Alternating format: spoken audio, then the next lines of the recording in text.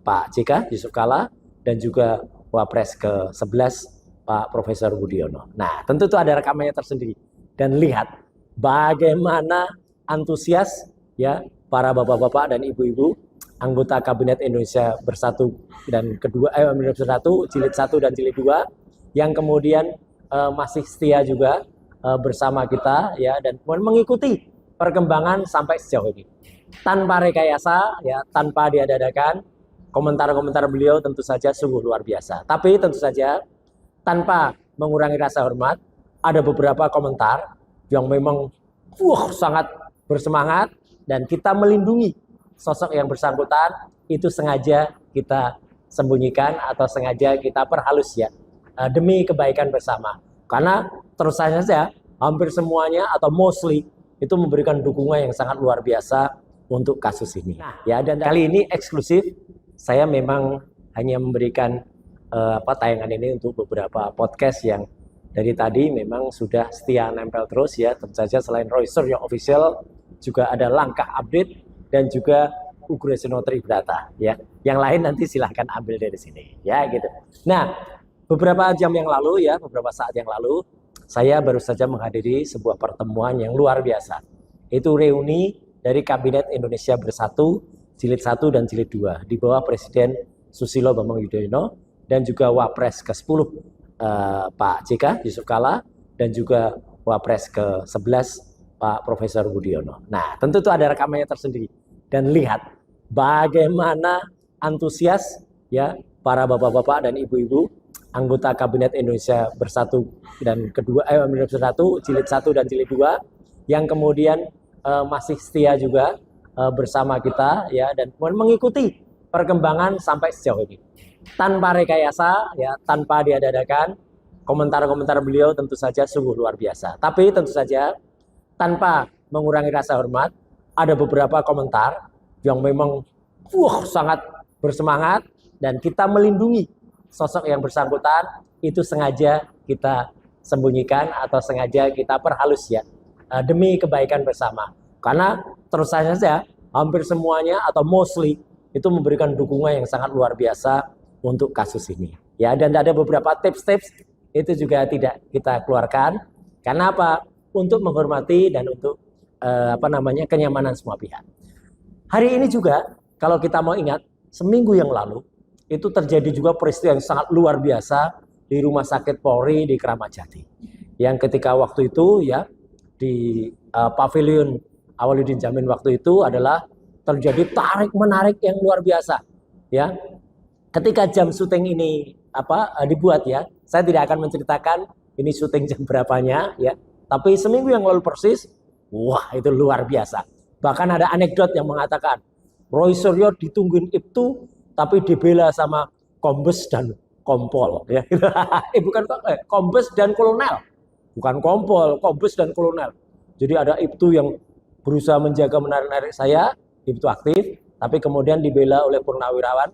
Ya, ada kombes ya dari kepolisian dan juga ada kolonel dari Tentara Nasional Indonesia.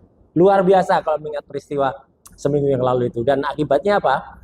Ketika malam hari itu tiba-tiba dari pihak rumah sakit ya, Rumah Sakit Polri itu ada dokter jaga yang tanya kemudian mau mengeluarkan saya dan dokter Tifa dari rumah sakit itu dengan quote and quote memberikan izin untuk pulang ya. Izin pulang kok jam 10 malam. Mana ada rumah sakit membolehkan pasiennya pulangkan jam 10 malam ya. Kemudian kami berdebat sampai dengan jam 12 malam. Nah, untungnya alhamdulillahnya Undang-Undang Kesehatan dan Peraturan Menteri Kesehatan itu jauh lebih menang daripada tindakan paksa yang waktu itu dilakukan. Dan akibatnya baru esok harinya atau Senin dini harinya, Senin pagi bukan Senin dini hari, itu kemudian saya dan Dokter Tifa kemudian dipindahkan dari Rumah Sakit Polri Kramat Jati ke kantor Kejaksaan Negeri Jakarta Selatan. Itu pun ada drama juga ya. Jadi kami harus dilewatkan ke Polda Metro Jaya. Kemudian sempat juga ada tarik menarik juga ya. Tapi ya alhamdulillah semuanya berlangsung seperti apa yang ada ya. Jadi tadi juga ada yang komentar tadi ya di pertemuan KIB tadi, Kabinet Indonesia Bersatu lagi, Mas Roy Suryo itu kayak kucing gitu. Kenapa kayak kucing? Memang saya hobi kucing ya. kucing tuh nyawanya 9. Jadi kucingnya 9 tuh ya itu, ya. Jadi kayak kucing kalau ditangkap lepas lagi gitu. Ya udah kita hormati saja ya. Itu pendapat dari para senior-senior, rata-rata senior saya sih yang ada. Dan tadi juga pertemuan tadi selain anggota kabinet, ada juga barisan yang diundang oleh Presiden ke-6 Republik Indonesia, yaitu Pak SBY. Tadi juga mengundang barisan Caraka Dharma. Caraka Dharma itu adalah angkatan 74 ya, gitu. Angkatan 74 yang turut hadir di situ. Jadi para purnawirawan yang hadir dan juga memberikan semangat yang luar biasa. Apa semangatnya saya tidak akan menambahkan, tidak akan mengurangi. Yang pantas dan bisa ditampilkan kami tampilkan ya, tentu dalam rekaman tersendiri. Judulnya Serunya Reunion ya. Nah, itu ada nanti rekamannya tersendiri. Tapi sekali lagi saya bilang, kalau ada yang sifatnya sangat-sangat kemudian menohok ya, atau mungkin terlalu keras ya, atau mungkin terlalu bersemangat, yaitu kemudian kita perhalus demi apa? Demi kebaikan bersama. Nah, beberapa jam lagi ya, itu kita akan memasuki, nanti teman-teman akan melihat ya, bahwa jam 9 tepatnya di Pengadilan Negeri Jakarta Selatan akan berlangsung sidang pra-peradilan, prapit ya, terhadap tentu saja yang kami prapit itu sebenarnya adalah Polda Metro Jaya. Wabil khusus lagi adalah di Reskrim Polda Metro Jaya dan juga pelaksana di lapangannya, yaitu Kanit yang kemudian melakukan eksekusi ya seminggu yang lalu atau bahkan Jumat 10 hari yang lalu, ketika kemudian terjadi penangkapan yang brutal. Sekali lagi saya mengatakan, penangkapan yang brutal di rumah saya oleh para petugas kepolisian. Kenapa brutal? Karena itu benar-benar tidak sesuai dengan KUHAP ya. Sudah dipastikan ya, tidak ada izin RT atau RW. Ini clear banget ya. Sudah dipastikan tidak ada izin RT atau RW. Karena kami sudah mendapatkan keterangan dari rukun tetangga dan rukun warga setempat. Petugas yang datang itu tidak lapor kepada RT atau RW. Ya, nah itu jelas banget ya. Dan kami sudah antisipasi. Andai kata akan ada backdate, misalnya mereka datang untuk membuat RT atau RW itu tanda tangan. Kalau ada tanda tangan, berarti backdate. Karena saya sudah mengumpulkan keterangan dan itu akan menjadi bukti nanti ketika sidang prapit. Mereka tidak meminta izin kepada RT atau RW setempat. Ya. Mereka pun ketika datang ke Satpam itu langsung datang menunjukkan surat dengan cepat, kami polisi, petugas, kemudian langsung mengajak 2 Satpam. Jadi Satpam itu tidak sempat membaca suratnya juga, ya itu kata petugas Satpam sudah. Yang kemudian saya mintain keterangan, ya kejadian pada hari Jumat pagi 2 minggu yang lalu itu ya, itu yang terjadi begitu, bukan Jumat kemarin ya, tapi Jumat seminggu sebelumnya. Ketika datang penangkapan terhadap saya di rumah saya di kawasan Tangerang ya gitu, di Tangerang Selatan. Jadi itu jelas-jelas betul ya. Itu pelanggaran yang sangat luar biasa. Belum lagi ketika masuk rumah ya. Masuk rumah pun dalam aturannya itu harus mengetuk rumah. Kemudian petugas RT dan RW yang masuk duluan menanyakan, baru proses selanjutnya. Tidak tiba-tiba saja ya, ada petugas masuk kamar tidur. Sekali lagi itu masuk kamar tidur. Ya, ketika melewati saya di kamar kerja, kebetulan kamar kerja saya memang berbeda dengan kamar tidur, tapi sebenarnya ada jalan tembus ya. Ya, tiba-tiba saya mendengar istri saya teriak memanggil nama saya. Jadi saya kaget sekali. Saya keluar, ternyata petugas-petugas itu sudah ada masuk kamar tidur. Ini kan kejahatan yang luar biasa ya. Saya bilang ini kejahatan ya. Mana ada kasus pencemaran nama baik dan fitnah kok sampai penangkapannya seperti teroris, atau saya mengatakan bahwa penangkapannya seperti peristiwa G30 SPKI ya, ketika para jenderal-jenderal itu didatangi oleh Cakrabirawa ya. Cakrabirawa yang kemudian ada namanya ada Dul Martin atau apa situ, kemudian pada datang, kemudian mereka langsung datang dan bahkan sama persis ketika kemudian saya tidak diperbolehkan ganti ya, ganti baju nggak boleh, ganti celana nggak boleh, bahkan kalimatnya pun saya mengulanginya sama persis di rekaman ada itu. Ketika mereka bilang saya mau cuci muka ya, saya mau mandi, saya tidak diperbolehkan. Saya waktu itu bilang saya mau mandi, nggak boleh Pak, minimal cuci muka toh gitu. Lihat, kalau Anda lihat nonton film G30 PKI ada kalimat itu, minimal cuci muka toh gitu, itu ada kalimatnya. Dan saya menirukan itu persis ketika kejadian, karena memang peristiwanya seperti itu. Untung saja mereka nggak bawa bedil ya. Kalau bawa bedil, nah, itu sudah pelanggaran HAM.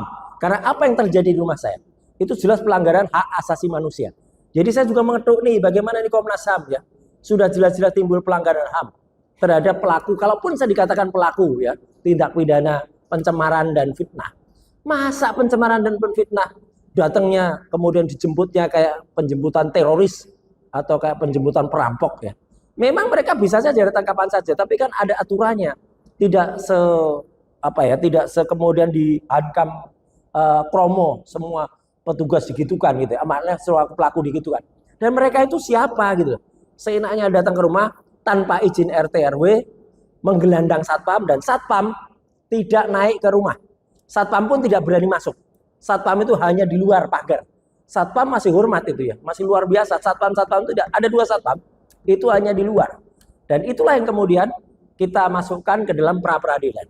Jadi kami memaklumi ya, tim hukum kami Pak Refli Harun, Pak Abdul Ghafur Sangaji, dan kawan-kawan dari Tokham ya, karena Prapit ini memang digawangi oleh Tokham ya, tim hukum saya yang lain nanti akan bersiap ketika nanti Tokham dan TAK itu nanti akan bersiap untuk sidang materi pokoknya ya, seperti yang nanti Dr. Tifa tanggal 2 Juli itu akan melaksanakan. Nah, sementara untuk Prapit itu akan dihandle oleh Tokham. Jadi tentu saja ini juga informasi untuk para media. Kalau Anda ingin mengkonfirmasi apa yang terjadi di pra peradilan di Pengadilan Negeri Jakarta Selatan beberapa jam lagi, ya silakan Anda tanya ke tim hukum Tokham, ya, yang itu yang menangani ini. Tim TAKA memang tidak menangani ini. Jadi saya hormat karena tim TAKA ya di bawah Pak Petrus Celestinus dan juga di situ ada Pak Ahmad Kosinudin. Beliau concern kepada proses selanjutnya. Demikian juga kepada simpatisan, baik bapak-bapak, ibu-ibu yang luar biasa. Yang kemarin saya juga datang ke pertemuan di Lontong Daily ya, itu, dan saya datang di ujung karena sebelumnya saya memang ada acara menjadi saksi di pernikahan ya salah seorang almarhum lawyer ya, yang waktu itu Pak Herman Umar, yang sebenarnya juga sudah siap untuk membantu saya, tapi sayang Tuhan yang Maha Kuasa, Allah Subhanahu wa taala mentakdirkan lain. Sang kolik memanggil Pak Herman Umar lebih cepat. Putrinya itu juga lawyer juga ya, Sena Denda Jevika itu yang kemarin nikah, dan saya menjadi perwalian dari keluarga yang ada di situ. Kemudian sore malam harinya saya sempat datang ke acara otomotif di Bekasi, dan baru di ujung itu di atas jam 9 saya datang ke pertemuan mak-mak ya. Itu ada mak-mak dari KNPRI, ada mak-mak dari ARM, ada dari Forum Aksi, kemudian ada bapak-bapak yang lain ya, ada teman-teman yang juga dari Forum Indonesia ya, ada kemudian dari Purnawirawan TNI ya, ada kemudian dari siapa lagi ya, dari Forum Aspirasi ya, kemudian ada juga bapak-bapak kalau nggak salah dari UI Watch ya. Nah, dari UI Watch juga ada kepada memberikan pandangan-pandangan, termasuk juga yang sempat memberikan komentar itu ada ibu-ibu dari Purnawirawan TNI ya, kemudian ada juga Pak Dr. Zul, ada kemudian juga tokoh-tokoh yang lain yang saling memberikan. Subscribe, share, like, and comment. Subscribe, share, like, and comment. Subscribe, share, like, and comment. Subscribe, share, like, and comment. Subscribe, share, like, and comment.